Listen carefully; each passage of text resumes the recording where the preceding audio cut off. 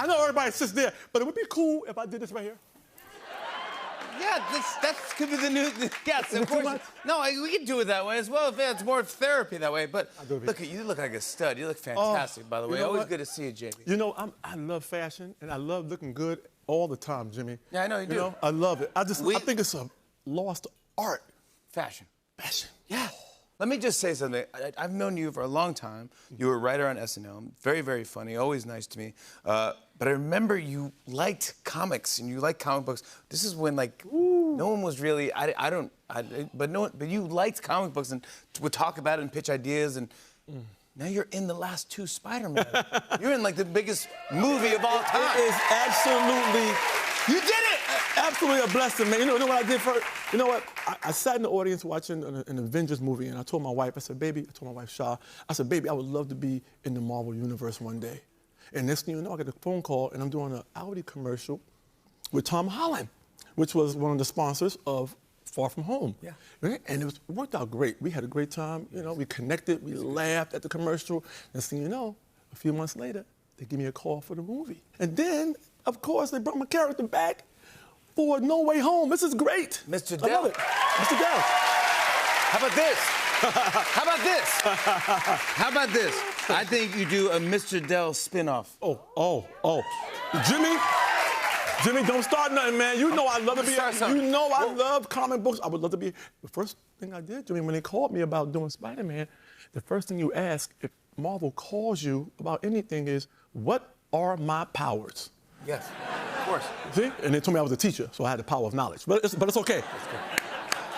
But you know, I love me some superheroes, man. I got a lot of ideas for my own characters. You know, now I would love to be a character that flies. Okay. But I'm a little scared of heights, so I would fly 2 feet off the ground. Just 2 feet, you know. Float or parallel? Oh, no, no. That's a good question. If you float like this, it's like you're riding a Segway. You know what I mean? Like this. Yeah. That ain't bad. That's not bad. I want to fly. I want to be able to do this to people, say hi. And people can touch you, too. They say, hey, good job. Yeah. See? You know, you can go to Starbucks.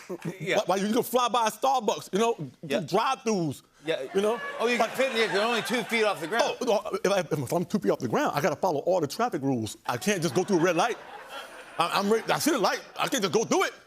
I'll cause an accident. Yeah. What happened to this? What if you're a villain? What if you came out as a villain? Well, the villain. I would be a character called Sucker Punch. And he has the gift of gab. He'll talk to you, and next thing you get your guard down a little bit, and he punches you in the face. Come on, man. These are great heroes. Sucker Punch. Sucker Punch. And I got another guy. Hey, how about this hero? It's a guy named What I Say. What I Say. He has the ability to go back 7 seconds, resolve an issue, you know what I mean? Change his mind, and then come back to the present. See? He wins every argument. He wins every argument. He goes back 7 seconds and then come back. What I say? What I say? What I say? I'll be right back. Go back. Go back. So, JB, I gotta tell you, man, I was looking for a laugh the other night, man, and I go, man, I forgot the Curb just wrapped the 11th season. Curb Your Enthusiasm. It's as funny as it always is. You are the funniest man on television. Oh, man, I appreciate it. It is. You are unbelievable, man. It was a great season. You are just, you and Larry David, it's just so fun to watch. I wish it was like 3 hours long. I know, man. And do you crack him up? You know what, as a comedian, we have great intentions for our audience, but we have bad intentions. We want you to wet your pants. We want you to do all these things. When I'm performing with Larry, I don't break. I don't break at all. No, you never. I give him the line. In my back of my mind in back of my brain, I'm thinking, I'm gonna make a snot bubble come out his nose. That's my motivation. I want to see a snot bubble. You come out of Larry David's Because you nose. want, when people hold their laughter in, and you see them cracking a little bit, because Larry, you can tell Larry's cracking, because his right or left side of his mouth goes like this. He does that a little bit. That's him breaking. He's trying to hold it in. but yes, it was an amazing process, man. Another thing that happened with that. I'm a seed planter, man. I truly believe that somehow the universe works with you in some way, man. When you work hard and you put time into it, man, and you love what you love. You know, my wife told me I was going to be on Curb Your Enthusiasm. We were actually working together at SNL, and we would watch Curb, of course. We would come in, we'd talk about Curb in the writer's room, and I told my wife, we were watching the show one night, I said, baby, I would love to be on this show one day. And she said, you're gonna be on that show one day, because I could see you and Larry together. You're both lanky as hell. I could see you guys just working together and laughing and doing something together.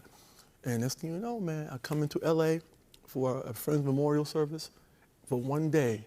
And this is after I didn't get renewed by SNL, my 4th season.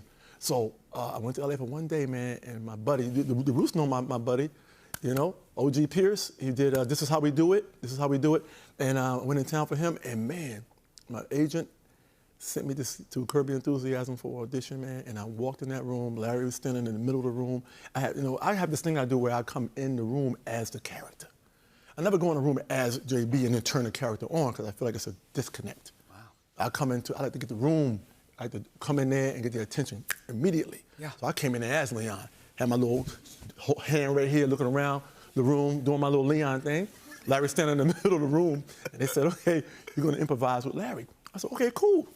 And this is a character, this is not me speaking. But I walked in the room, I said, okay, Larry, let's do this.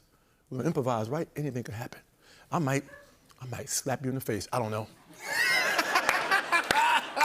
And Larry looked at the producers like, who's this guy?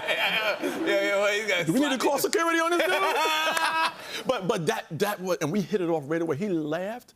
We laughed through the whole audition process, man. We had a great time. And very quickly, first day on the job, he said it felt as though we've been working together for years. Is that right? Yeah, because I truly believe somehow, I said we have. Yeah. This idea came up 2 years ago, somewhere 2 years ago. Yeah. And that's the fun thing about you know, being an actor and our journey. And we have no idea where we're going to end up at. We worked together at SNL. We worked together at SNL. Never knew that we would end all up like this. Younger faces, you know? Yeah, exactly. You know? Younger faces. You didn't wear a suit. You wore T-shirts all the time. Exactly, of course. That's right. And I believe you might have wore shorts in the wintertime. I'm not sure. But anyway, you were just a young, wild dude. Look at you, professional suit, tie every night, doing an amazing show like this. This is how the journey goes, man. Yeah, I'll tell you what's great too is that I think the secret sauce is we're very lucky. We have great great wives. We have great wives, man. That's the secret sauce. Yeah. She's beautiful. Oh, she is absolutely gorgeous, man, and so supportive, man. I cannot ask for anything more, man. And she's the coolest. You know, health, love, happiness, man, it all goes together, man. And some amazing fans, man. That's exactly right. And I told you, I told you my time I met, I found out people all the time, my fans, I had no idea. Who's the fan that you didn't have an idea? I was in a restaurant, one of my favorite restaurants called Craig's in L.A. Yeah. And my wife and I having dinner. And I felt a little tap on my shoulder. And I said, oh, you know, and this is pre-COVID, so I turned around. I was like, oh, okay. Yeah, because now you wouldn't even. Who's tapping me? Give me a minute. I put my mask back on. My mask back on. Yeah. But and someone said, hi, we work for Mick Jagger. I said, oh, wow, I love Mick Jagger. He's a huge fan of Curb Your Enthusiasm, and he loves you. I said, what? I love Mick Jagger. I said, what? He's on tour right now in Ireland. You know what?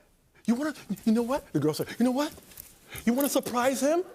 You want to surprise him and go to Ireland to a show? I said, oh, don't make me do this. I said, I got a show tomorrow night in Albuquerque, but I could call and cancel, but I can't call and cancel.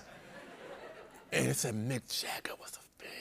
I was blown away, man, because this dude is the ultimate performer, man. It's Mick Jagger. He's Mick Jagger, man. He's the greatest performer. He's the greatest performer. And then he was in another city, and I called his assistant, and it was after my show. It was like 12:30, 1 in the morning, and I called the lady back. That's right. She said, call me after your show.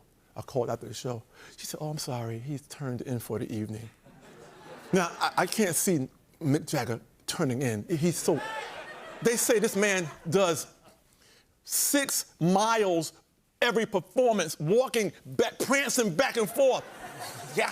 He said 6 miles. That's what he does. Me, you know how much energy you gotta have to do 6 miles every show? Yes. Good gracious. righteous, man. Hey, can we get a little bit? Can we get a little bit? Yeah. Come on. Yeah, he's like doing that. I'm saying, yeah, I'm saying. Just 6 miles. Then you got to turn it.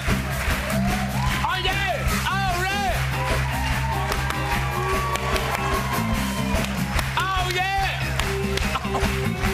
All right. Did you end up?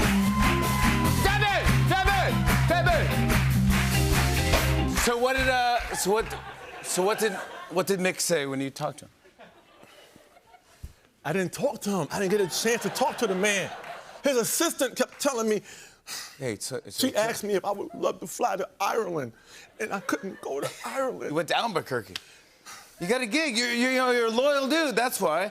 But dude, Mick, if you're watching, JB is looking to hang. I'm looking to hang, man. Let's make this happen. He would walk 6 miles. We would walk 6 miles for you. I would walk 6 miles for you, man. I would love to meet you, and I appreciate your assistant who tried to make it work, man. But, you know, we are both working professionals. I love you, Mick Jagger. I love you, man. Thank you for watching Curb Your Enthusiasm.